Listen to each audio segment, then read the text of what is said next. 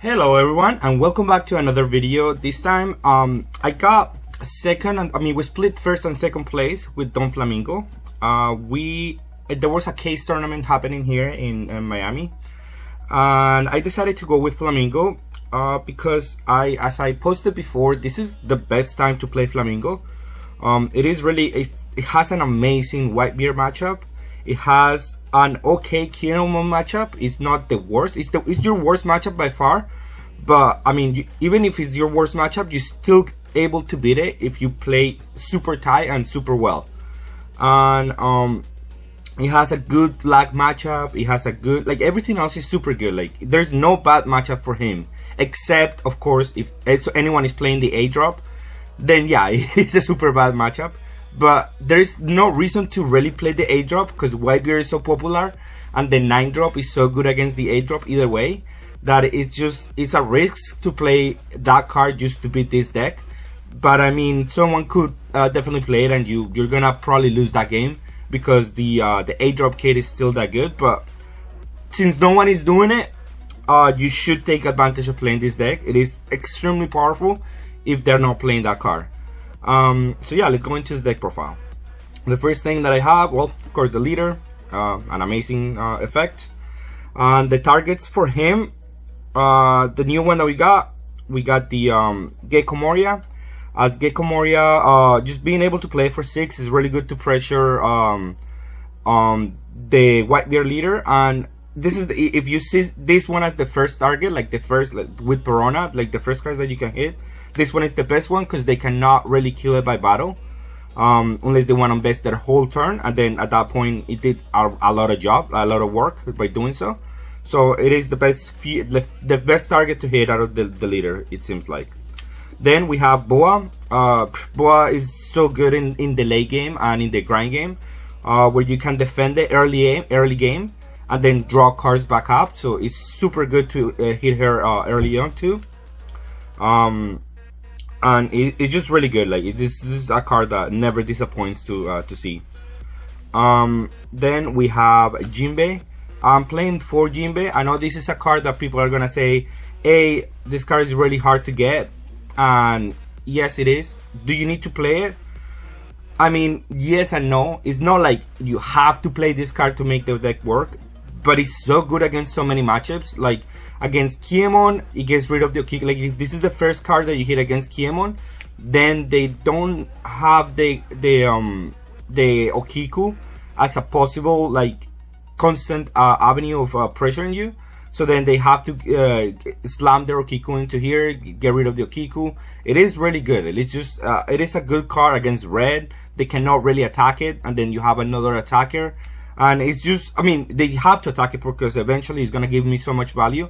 But I mean, it's just a card that sits there in those matchups, and it's important for that reason. There is some other cards that you can play instead of that one, but this is the better one that you can play in that slot. But yeah, I mean, you have to make that choice. If you don't want to get the Jinbeis, you can also play some other replacements. I'll talk about them. Then we have Teach. This one I loved it. If you don't have the Jinbeis, you can definitely play the fourth one. This card is very important in many matches. I don't know why people are cutting it completely, but this card is still insane in many. Like against green, bouncing back the Okiku, it gives you a lot of time. Like, the most thing that you have to do with this leader is buy time, because your leader inherently has a lot of grinding potential. So if they are not pressuring you as much early game and you're able to constantly replenish your resources, you're able to outgrind them because there's no other leader that has this much grinding potential. So the more time that you buy, bouncing back their stuff, just doing small thing, have them focus on these cards instead of your leader. Like, the more time that you buy, the better for your leader. And that's why this card is still really important in the deck. Being able to bounce back blockers in the late game. A couple of matchups I was able to just, I stock the deck, and then I'm going for a game, bounce back your blocker, use the leader ability, attacking for a bunch of damage. It is important to still have him in the deck. And if you don't have Jinbeis, or you only have 3, you can definitely play the 4th one, as it's still gonna work very, very well. Then I have 4 Mihawks. 4 Mihawks, of course, is a standard. This card is just really important. It's one of the targets that you don't mind seeing at the top of the leader, because you can buy it back with Gecko Moria. Then I'm moving to 3 Laws. I think 3 is the right number for right now. I was playing 4, felt a little bit too clunky, and 3 just felt right for him. So it's a good blocker, of course. That's the main reason. And you can hit it out of the leader, so it's another hidden thing that you can do. Then one of the starters of the deck is Doflamingo. Is able to be a 4K blocker, which is actually very important in this format, as it's able to block Whitebeard, or they have to do some maneuvering around him, but then that consumes a lot of their energy, and that just by doing so, it's just good enough. And then also being able to look at the top 5 of the deck and just keep going, it is very, very, very good. So this card at 4 is a must, of course. Then we have Gecko Moria, as he's able to buy back all the cards that I just showed.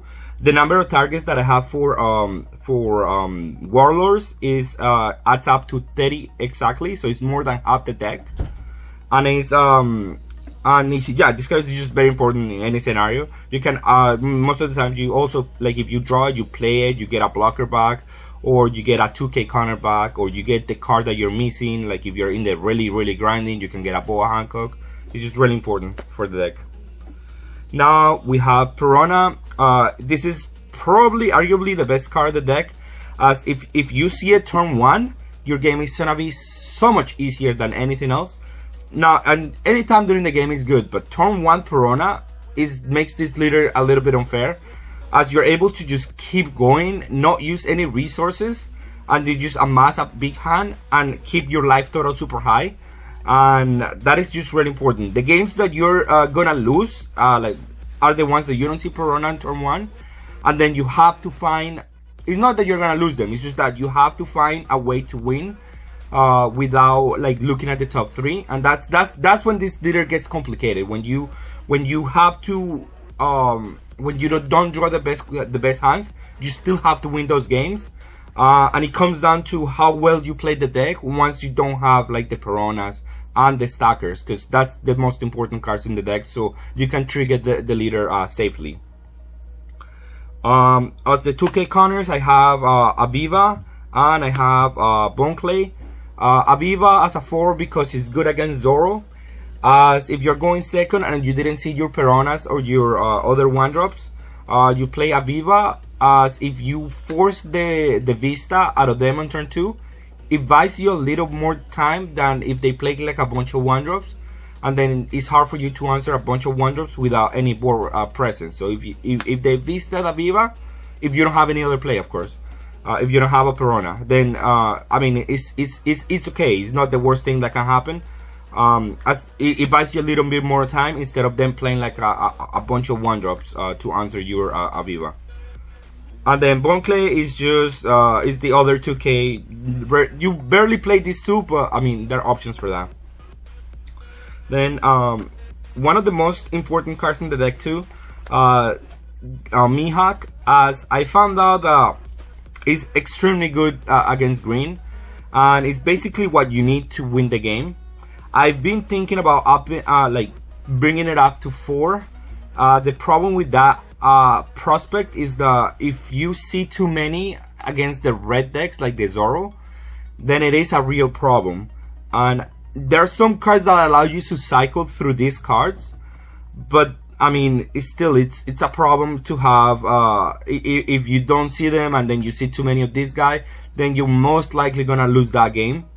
But it is a good answer against the 9-drop too, because if they go, oh, here's my 9-drop, then you go, oh, here's my Mihawk, answer your guy, yeah, we both lose a turn. I mean, well, at least I was already losing a turn, but I'm able to develop something that is gonna be able to pressure the leader through multiple Whitebeards or multiple, or just try to go for a game with him and the leader. So it's a good answer to their 9-drop. So it is a good idea to maybe bump it up to 4. but it's also risky, so take it under advice when you thinking of opting or bottom like less cards of this one. Then we have the Love Bean at 4. You shouldn't move this amount of Love Beans. You're trying to defend your cards a lot, and you get to a low hand size at some point during the game, and this card allows you to refill your hand size very quickly, at least to keep parity with your hand size, and that's just important in the late game, especially when you're at 5 life and you don't have many cards in hand. This just allows you to keep going, and it's important for that reason. Then as the last card that I have another look at the top 3 card, Desert Spada. I opted for this one instead of like Flamingo or any other one that stacks, because it has counter power, and that's just really important. Another 2k, as you saw, I have 10 2ks, and then this is another 3 that brings it up to 15. And I think 2k counters are just important in this format, and having a 2k counter and also look at the top 3, it's really good. And I wanted to play 4, I just couldn't find the space for the 4th one, and sometimes it's just too clunky to have too many events in your hand. So I just decided to play 3, and it worked very well, so I probably just have to keep it at 3, but I think this is the best one that you can play in this slot.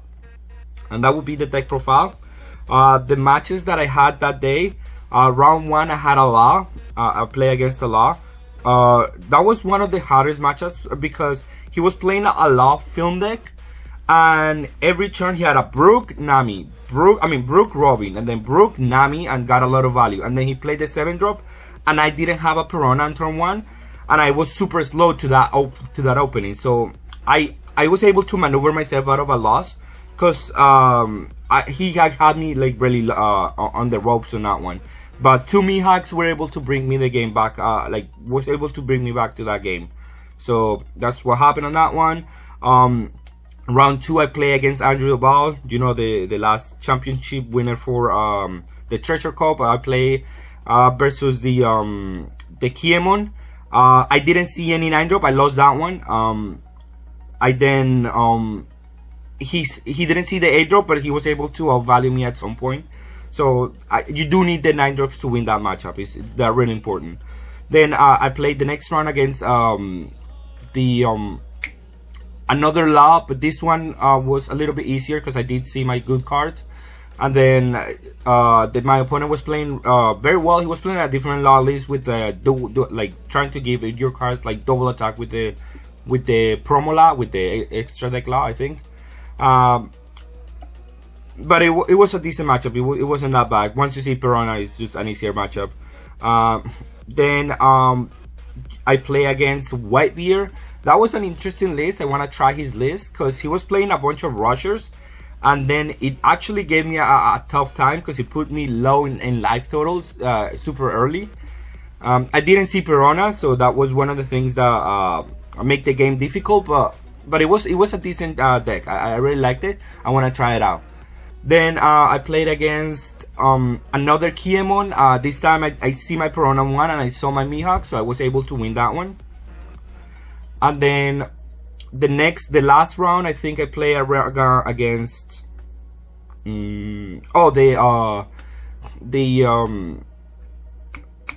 Crocodile, the blue Crocodile. He also made top 8, and it was a good matchup. I mean, it was a really long matchup. It was a super grindy matchup. But in the end, he was able to land 2 9-drops against me. But in the end, my deck was able to outgrind him. In that matchup, once you have this guy and they have to bounce it, you get to a lot of value. Like I was able to land the Gecko Moria in a spot where he was at 0 life, and then he had to keep bouncing my my Gecko Moria, and I just kept getting value out of that, and that was able to win me the game. Then in top A, I play against Zoro. I won 2-0. The games were not as difficult really. My opponent didn't have a 1-1-1-1 opening, but he did have like a bunch of here's a Zoro, here's a this removal, and then he played 2 9-drops in both games. But I was able to beat the 9-drops because you can actually kill them. It's not that difficult. But you have to gauge the decision, because he was defending his life too much, and that is a problem. If you defend your life too much, yeah, you'll be a 5 life, but then I can kill your 9 drops, and that's much easier. Like, I can beat that game. My deck just grinds forever, so like that's not an issue for me. So that's what happened in that matchup in both games. Then on top 2, I play against Whitebeard again. This one a more regular version, the Straw Hat Whitebeard version with the 9-drop as a top-end. This deck has just eats that matchup for free. Not for free, but it's just the best matchup for this deck. In both games that we play, he was able to land 3 9-drops, and that's the only way that they can beat me. But I was able to beat them either way, because it's just the deck is just not as like you have a good matchup against that deck. Being able to play creatures and have a 7k attacker is just really important. And then in top 2, we just decided to split. I hadn't slept the day before. I only slept like 4 or 5 hours, and I was hungry. It was a long day, so I was just we were just playing for like half a box at that point. And I'm like, I don't want to play another game.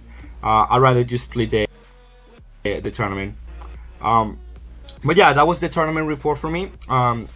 Please let me know if you like the deck, and yeah, I'll be I have more videos on this list. I think it's basically the same list that I already posted. I think the only thing that changed was the gym base. So I'll link a gameplay video of basically the same list that I have already made a video for. And yeah, that's it. Thank you all for watching. Have a good day.